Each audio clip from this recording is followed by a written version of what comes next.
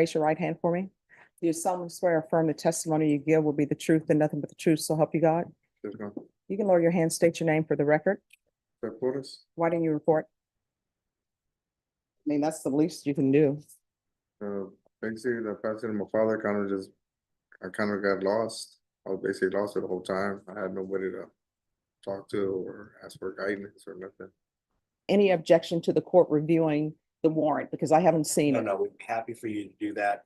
Because if you agree with us on that, there won't need to be a Frank's hearing. All right, so if you all will give me a copy of the warrant, what I'll do is I'll review it over my lunch break.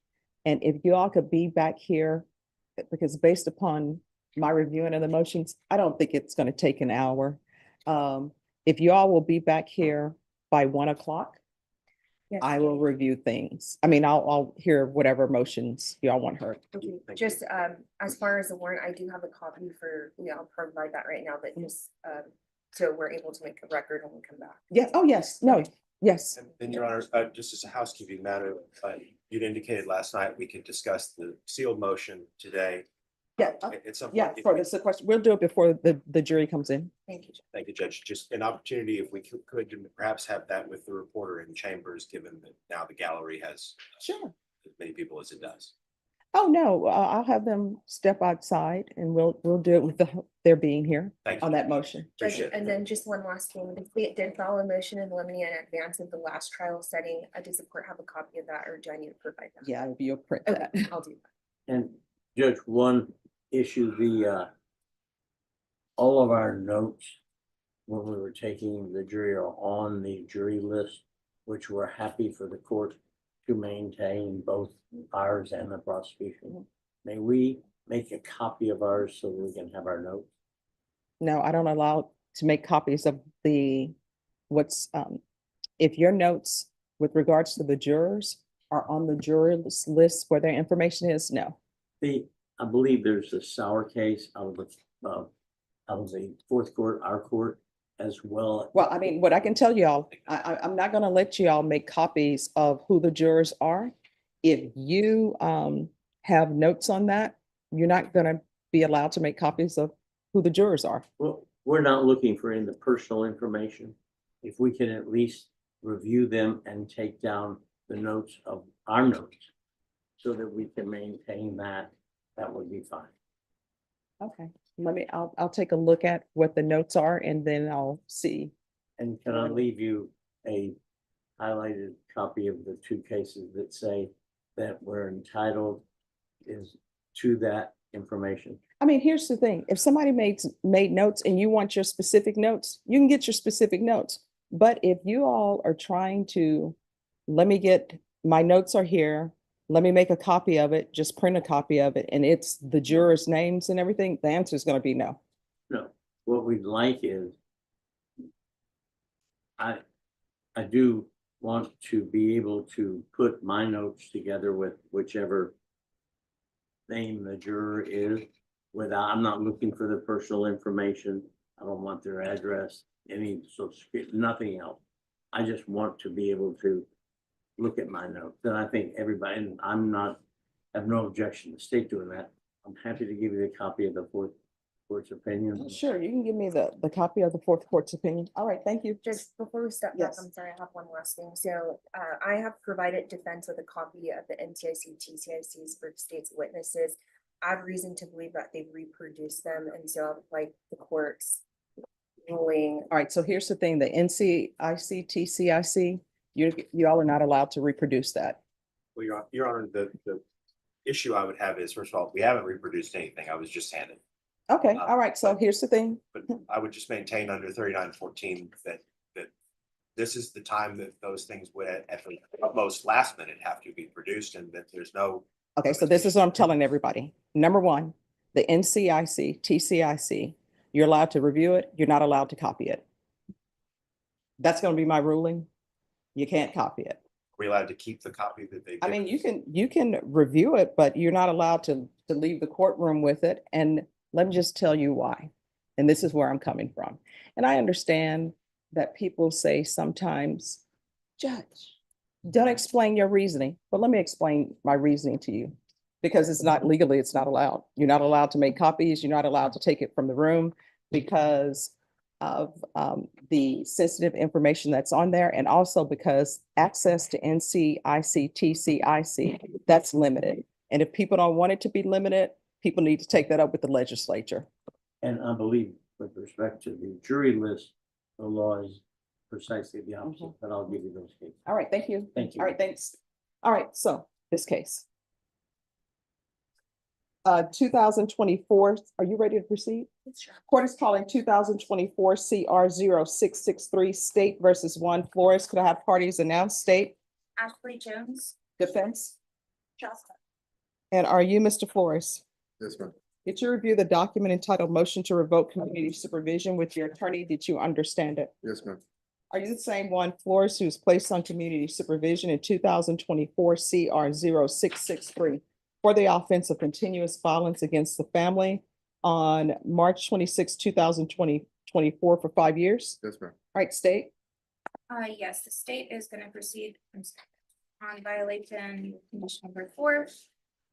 On or about the 27th day of March 2024 in Dare County, Texas, the defendant Flores did then and there fail to attend orientation at the Dare County Community Supervision and Corrections Department in violation of condition number 4. How do you plead to that? True or not true? True.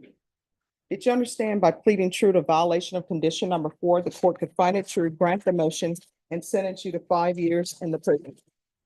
Knowing that, do you still wish to plead true to violation of condition number 4? Yes, ma'am. Court will find violation of condition number 4 true. Is there a proposed agreement? There is not, Your Honor. The state would recommend that the court sentence the defendant to 4 years in the Texas Department of Corrections. It appears he had no intention of complying with this probation since once he was released from jail, he absconded. And I believe defense will argue proceeding. All right, defense, what are you requesting? Judge, probation has an alternative recommendation. They're recommending that he submit to the TAP while he's in custody, and just follow recommendations in the, not the alternative, but assuming that he gets out, it would be intensive supervision. We would ask the court to consider that option. In speaking with my client, obviously I didn't represent him at the onset, Judge, but he has indicated that at that time, once he was placed on probation, I think the court had actually, and I don't know if there's notes, Judge, this is what he's telling me, that at that time, the court had given permission. I believe he was bonded out because his dad was very sick, but he was on monitor. And at that time, he asked permission to go to the Rosary once his dad passed. This is obviously he lived with his father. So once he was bonded out, that was the home he went back to. It was a very different setting. He says he fell into a very deep depression. I understand that various family members were reached out to, sort of indicating the same. He was at this home. He understands that obviously his hands aren't clean on this, Judge. He's just asking for another opportunity. I did indicate that he would have to submit to some of those initial things probably while he was in custody. I've asked the background of those. He's just asking for help from the court, Judge. All right, so I still don't understand why you didn't report. You want to raise your right hand for me? Do you solemnly swear or affirm the testimony you give will be the truth and nothing but the truth, so help you God? Yes, ma'am. You can lower your hand, state your name for the record. Flores. Why didn't you report? I mean, that's the least you can do. Basically, the passing of my father I kind of got lost. I was basically lost the whole time. I had nobody to talk to or ask for guidance or nothing. So, I basically went back to a house, to an empty house. so how did you end up coming into custody? Did you turn yourself in? I kind of did and didn't. I was Well, I mean, it's either yes or no. No. So how did you become in custody? I was at an area where I was just supposed to be smoking cigarettes, and I was smoking cigarettes. Mhm. All right, is there anything else? The only thing, Judge, is that I would say, I believe he's been in at least 30 days, so I would ask the court to consider that as a sanction. And from the state, Your Honor, the state would offer the court summary pending any objection from defense counsel. defense counsel did bring up that probation had been trying to reach out to several family members, and it's the state's impression that some of that information that defense counsel gave may be incorrect. All right, any objections to the court reviewing this court summary? All right, let me find it. Oh, it should be on here. It's sent to me by email, but I just don't look at it until both parties agree. Let me see.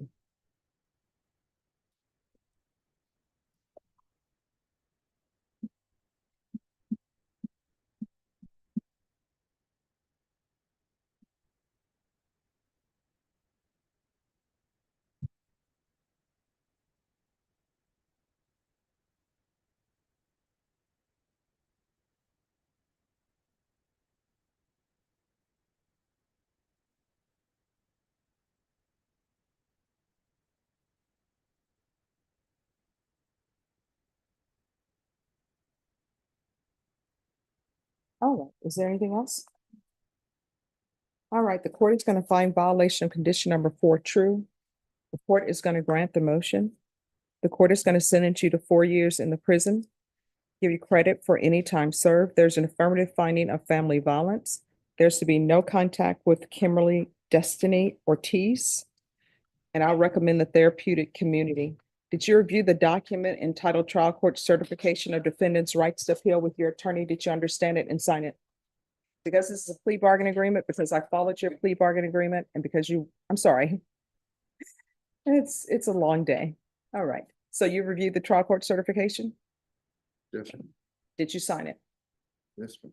All right. You have a limited right to appeal.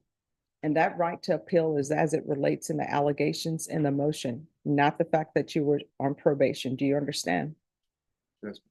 Because this is a felony conviction and an affirmative finding of family violence, you're not allowed to own or possess any weapons or ammunition. If you have a question over what that is, you'll need to speak to an attorney. Do you understand? Yes, ma'am. All right. Good luck to you, sir. Thank you. Thank you.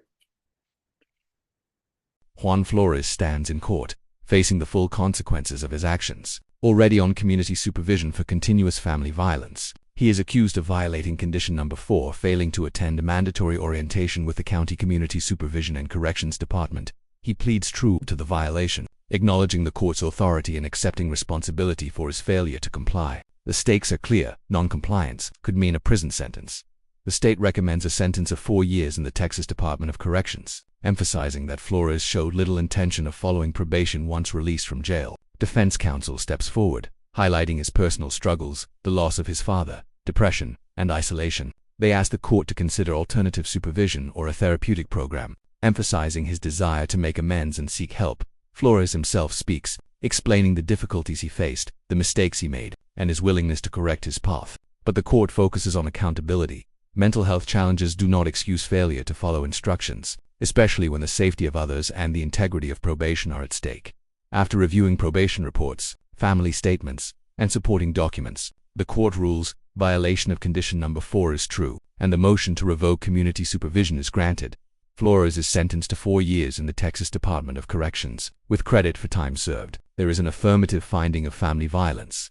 Strict no-contact orders are issued, and the court recommends placement in a therapeutic community program. He is reminded that his right to appeal is limited, only pertaining to the violation itself, and that as a result of his conviction he may not possess weapons or ammunition. The message is clear: accountability is non-negotiable, and the law will be enforced to protect the community as the gavel falls. The courtroom grows silent. Flores now faces the reality of his choices and the long road ahead. Justice has been delivered, but the path forward demands compliance, responsibility, and the commitment to change. His story serves as a stark reminder: actions have consequences, and the law leaves no room for disregard. The sentence is final, the conditions clear, and the court's decision marks a decisive turning point in Juan Flores' life.